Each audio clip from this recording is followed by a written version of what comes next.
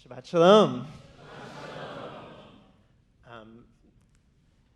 First off, what an amazing service it's been so far. Thank you, Joyce, for driving us to a new spiritual plane on the Keys. Thank you, Cantor Rosen and Rabbi Klein, for just really amazing, exemplary service leadership tonight. The Amidah, we were taught, has 3 different kinds of modes in it: wow, please, and thanks.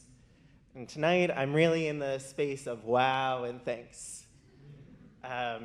There's so many ways I could describe my time at CBST as a honor, a privilege, a blessing, truly.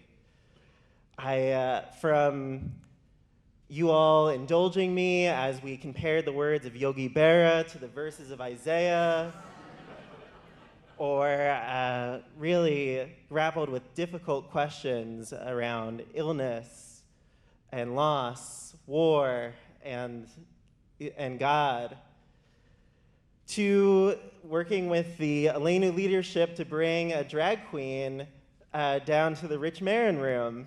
It's been a really fulfilling 2 years.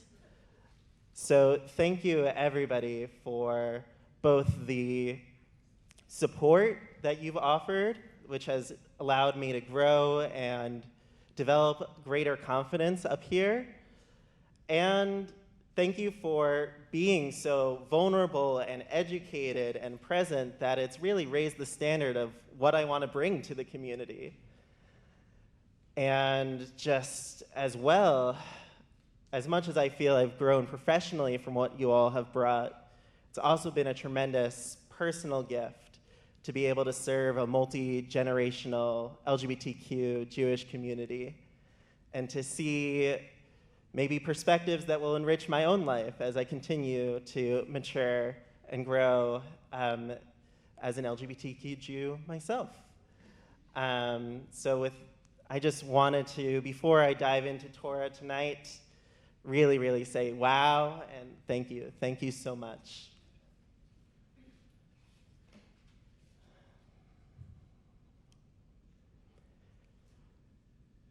The A train tumbles into the station. The crowd shuffles into a cramped car, and the announcer blares, "Stand clear of the closing doors, please." As the train juts into motion, an 11-year-old with light caramel skin and jet black hair circulates the riders. His wide pupils and the surprising bags under them approach each commuter, yearning that someone, anyone, will buy a Twix, a Snickers bar, or just a pack of gum. No one meets his gaze. At the other end of the car, his mother also carries a box of treats. She calls out, "Ben Mijo." As quick as they appear, they scurry past the unmoved podcast listeners. They cross through the emergency door. The train rushes uptown. In this week's Torah portion, Moses overviews how the Israelites will use their resources upon entering the land. He declares, "Efes ki lo yihyeh evyon, ki yivarech Adonai haaretz asher Adonai Elohecha noten lecha nachla l'rishta." There shall be no needy, since God will bless you in the land that God is giving you. The mitzvah is not, "There shall be no needy, but I'm so sorry, I just don't have any change on me." It's not, "There shall be no needy, but I'm worried that you're going to buy drugs."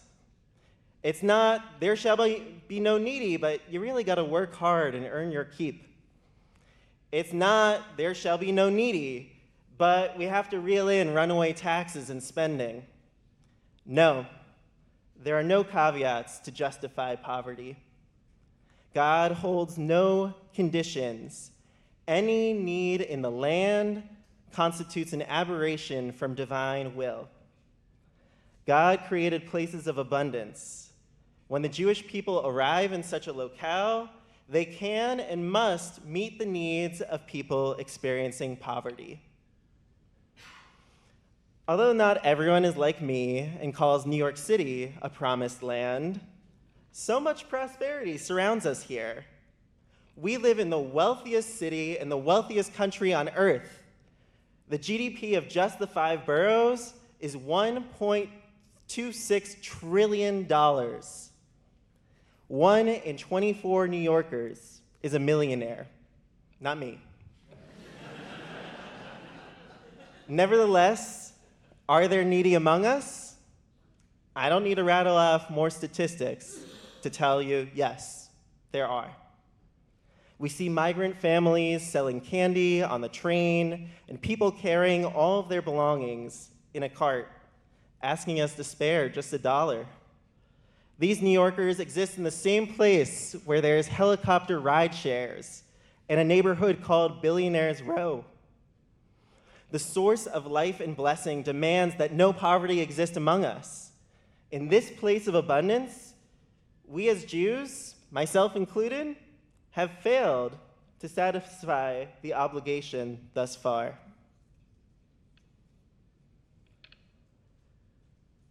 Hurricane Ernesto releases a torrent of rain onto New York. Upper West Siders gawk out as a deluge pours onto Broadway. The thick droplets pound against the windows amidst swirling winds. The storm proves powerful, but brief. Within a couple hours, a few brave folks dare to venture toward the subway at 96th Street. They gingerly sidestep puddles that go ankle deep, and they navigate the slick, soaked cement. Dozens descend to the train's depths, yet few notice the man on the bench. He wears no shoes and no socks. He holds a thin, moist blanket. Crowds scurry around him to go to their warm, cozy homes. In the cold and damp plaza, he lays across the protruding metal bars in search of a comfortable position. It's almost time to sleep. When we think about migrant families selling candy or people sleeping on wet park benches, the mandate of Deuteronomy may land as a wallop of Jewish guilt. If we admit we are failing with this mitzvah, we may begin to feel pity and then despair about how to close the gap between Torah's expectations and our lived reality. However, from this text, I would argue we can also discover our power. What if instead of seeing it as a dismal reminder of our shortcomings, we view there shall be no needy as an aspirational, activating charge? Embracing this mitzvah presents an alternative moral and ideological choice. The author of Deuteronomy asserts that God blessed us with sufficient resources for everyone. What would it be like to actually believe that? With enough human action, a society without poverty could actually exist. What would it be like to not think of that as just rhetoric? What potential lies in embracing this hope and deeming that we possess an active role in making it our actual circumstances? What would it mean to evaluate New York's resources for food and clothing and conclude that if distributed properly, we can and must feed and clothe everybody? What would it mean to examine the stock of land and housing and steadfastly imagine that we can find every person a home? The charge that there should be no needy should push us beyond defeat.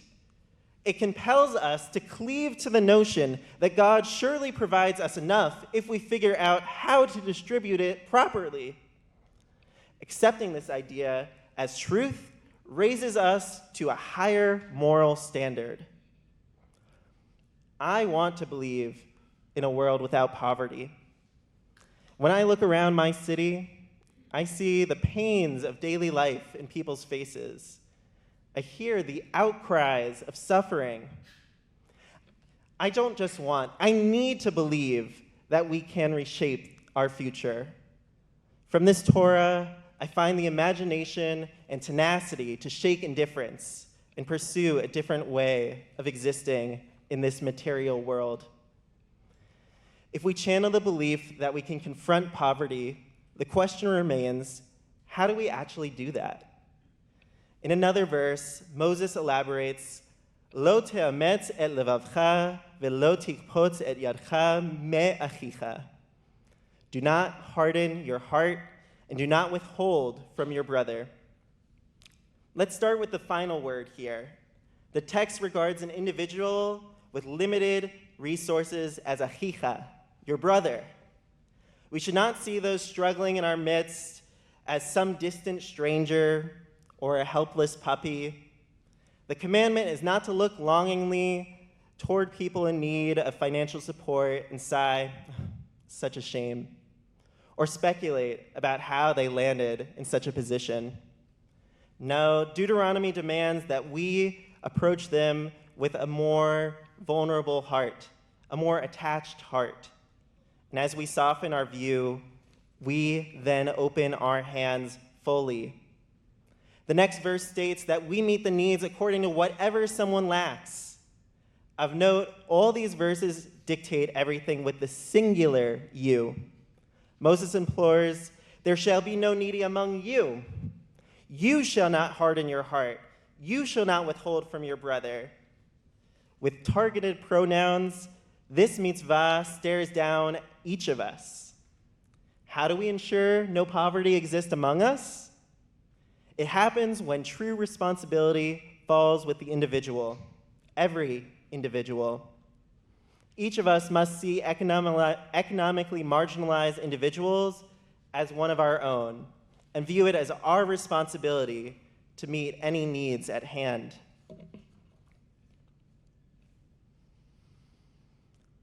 A patient in Brooklyn needs someone to bathe her. Her wife rushed her to the closest ER when her kidneys began to fail.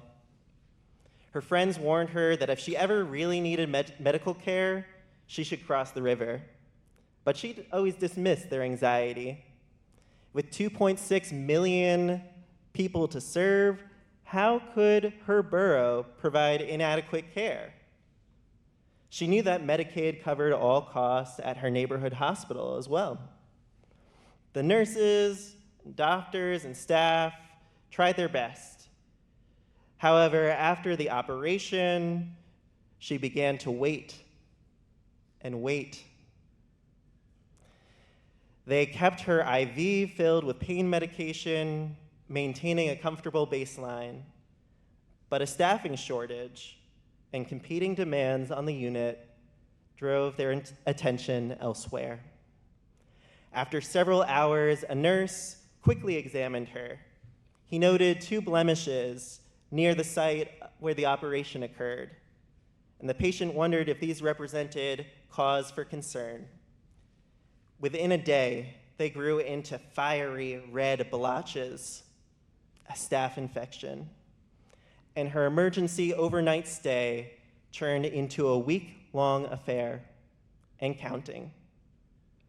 The patient winces as the blisters well on her skin. She scrunches her nose at the stench of her own flesh. We live in a world and a city rife with poverty. It destroys the quality of our lives and the lives of our neighbors. How many souls lose an opportunity to realize their role within creation because of poverty's constrictive grip? Torah dares us to confront this reality. Moses commands, soften your hearts, open your hands. Centuries of rabbinic discourse and Jewish history offer more concrete directives and models. In the Jerusalem Talmud, our sages suggest setting aside between 1/10 and 1/5 of one's income to address the needs of people facing economic hardship. Maimonides codified into law that if a person needs clothing, we clothe him. If he needs utensils, we purchase them for him. That's the law. We give people in insecure situations whatever they need according to our greatest financial capacity. In the 19th and 20th centuries, Jewish migrants established Landsmannschaften, mutual aid societies for neighbors in the old country to help and support one another in the new world. In each generation, our ancestors grappled with how to act and sustain the collective welfare. How will we advance the next chapter toward the divine standard that there should be no needy? The stories I shared tonight have just such a great magnitude to them that it feels no one person in this room could solve everything that it is required to alleviate and eliminate poverty. But Torah obligated us to imagine, to internalize, and to pursue that it is possible that poverty can be vanquished. Perhaps it happens when each of us really commits to doing something in a sustained way. Perhaps someone here dedicates himself to a weekly shift at a soup kitchen. Maybe someone else tries to actually tithe a substantial proportion of her income to combat poverty annually. Someone up in the balcony makes sure to always carry dollar bills in their wallet to give one or two to every single person who asks. A regular in the front few rows plugs into his neighborhood's mutual aid network. Someone on live stream joins a campaign to confront the systemic issues like the expansion of the social safety net, the creation of affordable housing, or the redistribution of income.